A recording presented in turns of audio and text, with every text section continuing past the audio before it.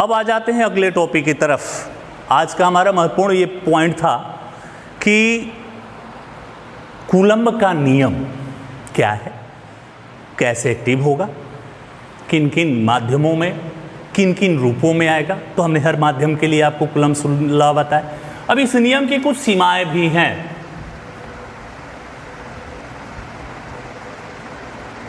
Coulomb के नियम की सीमाएं, लिमिटेशंस ऑफ कूलम्ब्स लॉ, ये कहीं भी आप नहीं लगा सकते। कूलम्ब के नियम की सीमाओं में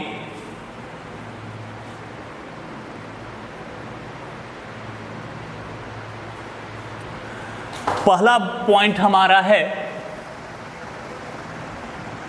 कि यह नियम केवल बिंदुवत आवेशों के लिए है।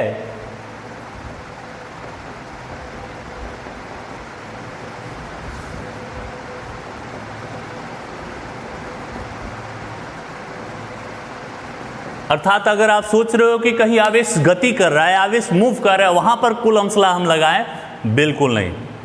इलेक्ट्रोस्टैटिक्स हमारा यूनिट है और इस यूनिट में हम ऐसे आवेशों का अध्ययन करेंगे जो आवेश स्थिर हैं, बिंदुवत हैं, गति नहीं कर रहे हैं, स्टेबल हैं। तो ये आपको ध्यान रखना है। पहली सीमा इसकी लिमिटेशन गतिमान आवेशों के लिए नहीं है। दूसरी बात,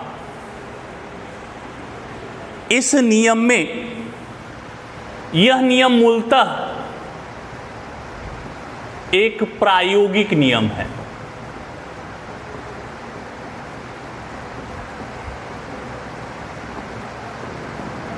तीसरा, इस नियम में दो आवेशों के बीच की दूरी कितनी भी हो सकती है, अधिक से अधिक कितनी भी हो सकती है, लेकिन एक लिमिटेशंस है, 10⁻⁻15 मीटर से कम दूरी नहीं होनी चाहिए।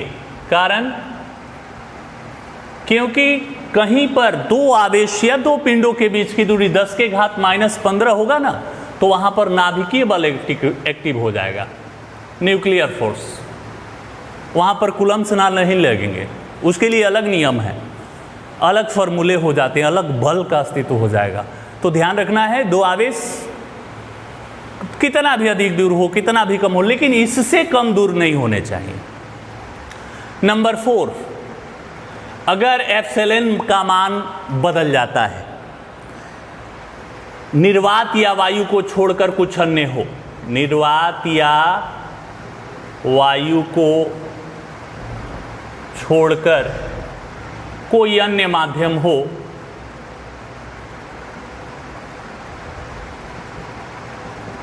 तो इस बल का मान कम हो जाता है। आप खुद सोचो कम क्यों हो जाएगा। इसका मान अगर हम बढ़ाएंगे तो निश्चित तौर पर F का मान कम मिलना ही है, स्वाभाविक है, गणितीय रूप है ये। नंबर 5, ये टू बॉडी इंटरेक्शन होता है। इसको आप लोग इंग्लिश में कहते हो टू बॉडी इंटरेक्शन, मतलब द्विक्रिया बल। ये दो पिंडों के, दो आवेशों के बीच में कोई तीसरा आवेश हो तो इस बल का मान अप्रभावी रहता है, इस बल पर कोई प्रभाव नहीं पड़ता। दो आवेशों के बीच ही लगने के लिए इस बल का अस्तित्व दिया गया है, क्योंकि आप फॉर्मूलों में भी देखो Q1 Q2 बटा में R स्क्वायर, यहाँ तो Q3 है नहीं, Q4 तो है नहीं। आप कहोगे सर 4 बल है, उसके लिए अलग नियम है, उस बल का मान हम अलग तरीकों से निकालेंगे। तो कभी भी कूलम्ब्स लॉ एक्टिव करना हो, लागू करना हो, तो वहाँ पर आपको ये ध्यान देनी है कि वहाँ पर दो आवेशों के बीच की ही बल का मान निकालेंगे। कोई भी दो आवेश, आपके ऊपर निर्भर करता है कि किन दो आवेशों के बीच को आपको मान निकालना है। कोई तीसरा आवेश है तो उसको छोड़कर निकालिए। टू बॉडी इंटरेक्शन इसी को कहते हैं। तो ये हो गया कूलम्ब के नियम की सीमाएं।